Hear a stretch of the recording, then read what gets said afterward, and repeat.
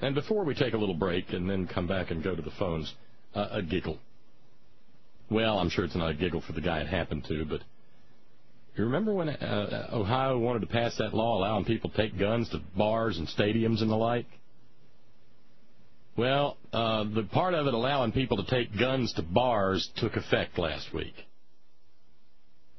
But this has nothing to do with a bar. This has to do with a sober guy. Fellow goes into a barber shop. Sounds like the beginning of a joke. Fellow went into Kurt Vogel's barber shop, get a haircut. Morning, Kurt. Need a little trim here, just a little off the top. Well, they don't talk like that in Ohio. Where's Guy James when I need him? Just a little off the top, please. And, well, there's an old joke out there. It was one of my father's favorites.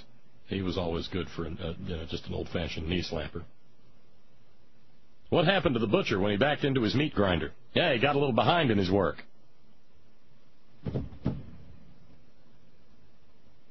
Well, Kurt Vogel's customer was getting ready to climb up into the barbering chair when his 9mm pistol fell out of his holster, fell on the ground, and went off and shot Kurt Vogel in the butt. Because, you know, when you kiss your wife goodbye in the morning, because, you know, dearest, you're getting a little fuzzy again. I think it's time you go down to Kurt and let him trim those wild hairs out of your ears and clear up that unibrow of yours and, well, you know, just tidy you up a little bit and get it not blocked, get it tapered in the back, would you? Well, all right, Martha. Just a minute. Got to strap on my piece. It's a dangerous world out there, especially going to the barber shop. The saddest thing out of this is that the barber's the guy who took it. In a just world, the idiot with the 9mm would have shot himself. Now, you got to wonder, there's all kinds of laws that underpin these concealed carry. What kind of legal remedies does Barbara Vogel have against this militiaman? This armed citizen protecting his Second Amendment right to arm bears. You know, for those of you not familiar with firearms, a 9mm round's pretty quick, as in thousands of feet per second. It exited the muzzle of the 9mm pistol, went plumb through the barbering chair where Barbara Vogel was sitting, plumb through Barbara Vogel's wallet, and buried itself deep in his buttock.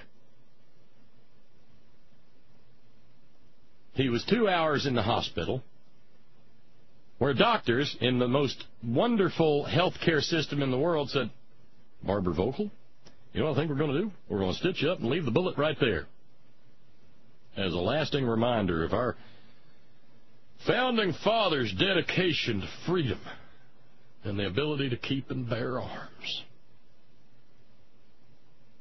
Because you gotta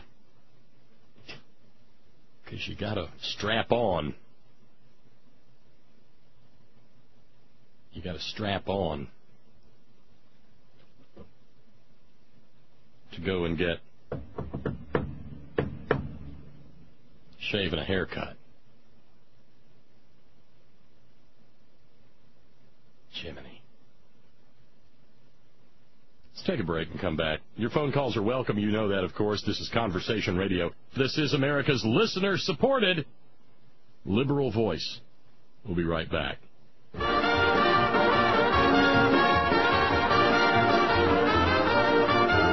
Now, Trigger Jackson was a gambling cub who joined the Uptown Social Club where shooting dice was everybody's win.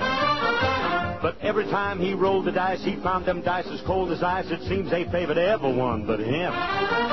Then Trigger stopped the game and said, I'm not the doubting kind, but there's a slight suspicion that keeps running through my mind. Somehow it don't seem natural you make points with so much ease, while all I throw is boxcars and a flock of 2s and 3s. And furthermore, I'm stating I don't like the dice you use. I notice one is all 5s and the other one is 2s. I'm familiar with the